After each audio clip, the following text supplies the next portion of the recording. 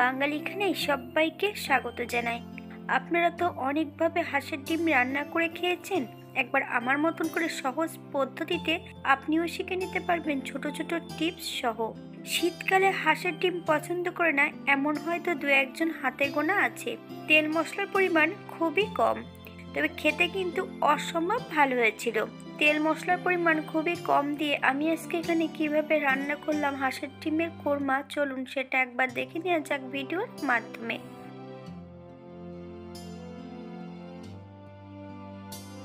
আমি এখানে 6টা হাঁসের ডিম নিয়ে নিয়েছি।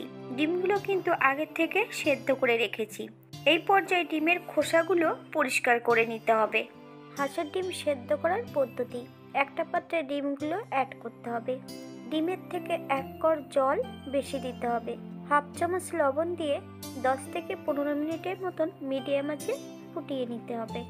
বেশ কিছু সময় ঠান্ডা জলের মধ্যে ডিমগুলো রেখে দিতে হবে।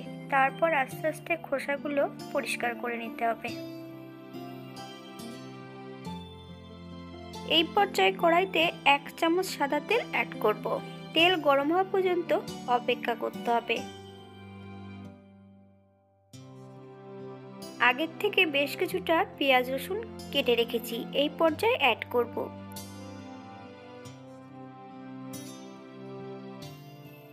মিডিয়াম সাইজের 2টো পেঁয়াজ, অর্ধেকটা টমেটো, 8 থেকে 10 কোয়া রসুন, বেশ কিছুটা আদা ছোট ছোট টুকরো করে কেটে নিয়েছি। সম্পূর্ণটা এই পর্যায়ে অ্যাড করতে হবে। 4 থেকে 5 মিনিটের মতন মিডিয়াম আঁচে ভেজে নিতে হবে। যতক্ষণ পেঁয়াজের রং সোনালি রং না হচ্ছে ততক্ষণ ভেজে নেব।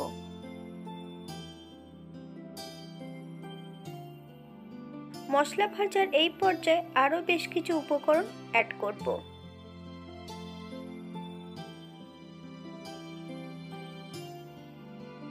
গ্রেট করা নারকেল 2 চামচ, 2টো শুকনো লঙ্কা, 4-5টা কাজু বাদাম, দারচিনি, এলাচ, লং, 1 চামচ ধনে, 1 চামচ সাদা জিরে। বেশ ভালো করে সম্পূর্ণ মশলাটা একত্রে ভেজে নিতে হবে। মশলাটা ভাজতে হবে কিন্তু মিডিয়াম আঁচে। আপনারা যদি লঙ্কা পছন্দ করেন তাহলে পরিমাণে বাড়িয়ে দিতে পারেন। আমি আজকে এখানে শুকনো লঙ্কা রেখেছি, আপনারা কাঁচা লঙ্কা পছন্দ করলে অ্যাড করবেন। এই পর্যায়ে গ্যাসের ফ্লেমটা অফ করে দিয়ে মশলাটা ঠান্ডা করে নিতে হবে। এই পর্যায়ে সম্পূর্ণ ভেজে রাখা মশলাগুলো মিক্সার বোলের মধ্যে অ্যাড করতে হবে। 2 চামচ টক দই, হাফ চামচ হলুদ গুঁড়ো, হাফ চামচ কাশ্মীরি লঙ্কার গুঁড়ো, হাফ চামচ লবণ। আপনার স্বাদ অনুসারে লবণটা অ্যাড করবেন। বেশ কিছুটা জল অ্যাড করে বেশ একটা মিহি পেস্ট তৈরি করে নিতে হবে। আপনারা একবার স্ক্রিনের দিকে ফলো করবেন।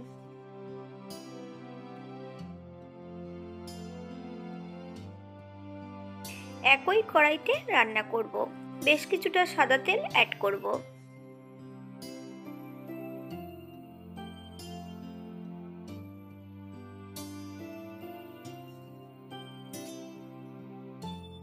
অপর দিক থেকে আমি সম্পূর্ণ ডিমগুলোর খোসা পরিষ্কার করে নিয়েছি। হালকা করে ডিমগুলোকে কেটে নিয়েছি।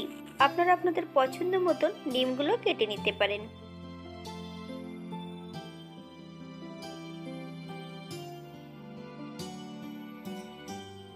তেলের মধ্যে আমি অ্যাড করব সামান্য একটু হলুদ গুঁড়ো, লবণ, কাশ্মীরি লঙ্কার গুঁড়ো। বেশ ভালো করে তেলের সঙ্গে মিশিয়ে নেব।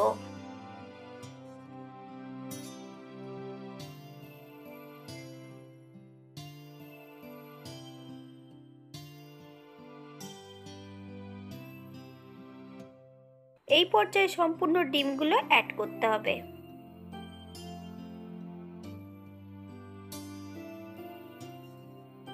মিডিয়াম আঁচে 4 থেকে 5 মিনিটের মতন বেশ ভালো করে ডিমগুলো ভেজে নিতে হবে।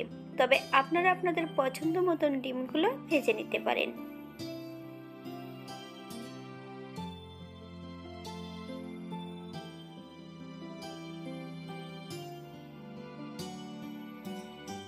এই পর্যায়ে তেল থেকে ডিমগুলো তুলে নিতে হবে।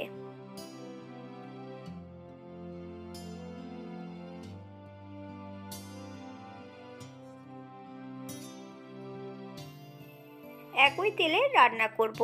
যে মশলাটা আমি বেটে নিয়েছিলাম সম্পূর্ণ মশলাটা এই পর্যায়ে অ্যাড করব। মিডিয়াম আঁচে 5 থেকে 7 মিনিটের মতো মশলাটা প্রথমে ভেজে নিতে হবে। মশলা কিন্তু কখনোই হাই ফ্লেমে ভাজবেন না।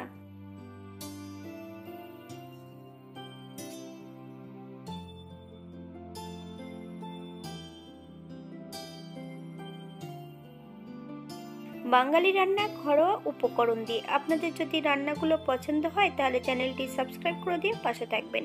পাশে থাকা বেলটি বাজিয়ে দেবেন, নইলে নিত্য নতুন রান্নার নোটিফিকেশন পাবেন না।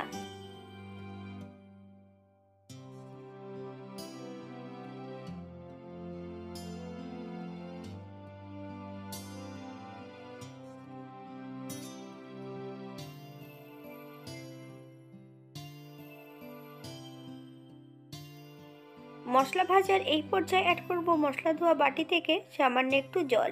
যতক্ষণ মশলা থেকে তেল না ছাড়ছে ততক্ষণ বেশ মশলাটা ভালো করে কষিয়ে নিতে হবে।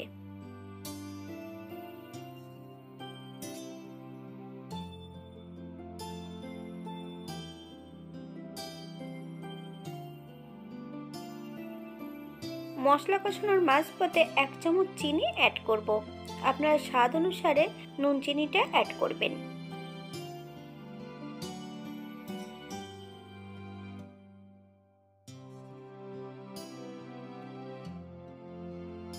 এই পর্যায়ে অ্যাড করতে হবে সম্পূর্ণ ভেজে রাখা ডিমগুলো।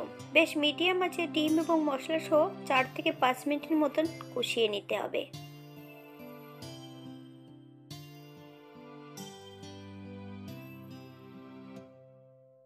ডিম কষানোর এই পর্যায়ে 1 কাপ গরম জল অ্যাড করব।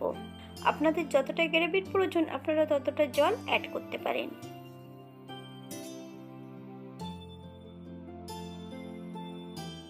হালকা হাতে নেড়ে ছেড়ে ডিমগুলোকে সেট করে দিতে হবে।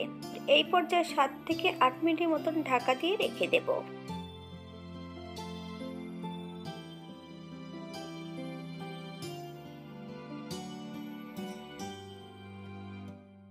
আট মিনিট পর এই পর্যায়ে হালকা হাতে নেড়ে চেড়ে নিতে হবে।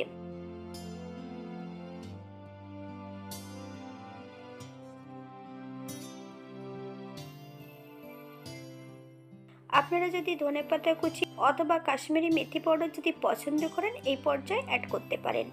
আমি কিন্তু এই পর্যায়ে ঘি অথবা কোনো কিছুই অ্যাড করব না। গ্যাসের ফ্লেমটা অফ করে দিয়ে 5 মিনিটের জন্য স্ট্যান্ডিং টাইম দেব, তারপর সার্ভ করব।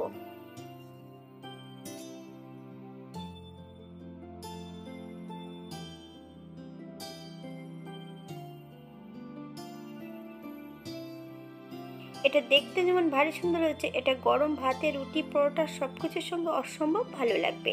আপনারা বাড়িতে একবার একই পদ্ধতিতে বানিয়ে নেবেন। কাজু বাদামের পরিবর্তে আপনারা পোস্ত অথবা চালমগজ অ্যাড করতে পারেন। আমি এখানে অ্যাড করেছিলাম গ্রেট করা নারকেল। আপনারা নারকেলের জুসটাও অ্যাড করতে পারেন।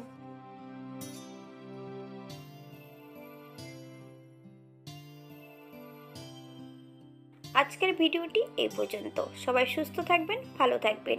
অন্যদিন নতুন রেসিপি নিয়ে আপনাদের সামনে আবার আমি হাজির হব। নতুন ও পুরনো সকল বন্ধুদের অসংখ্য ধন্যবাদ ভিডিওটি দেখার জন্য। হাতে যদি সময় থাকে তাহলে একটা লাইক, কমেন্ট, শেয়ার করবেন।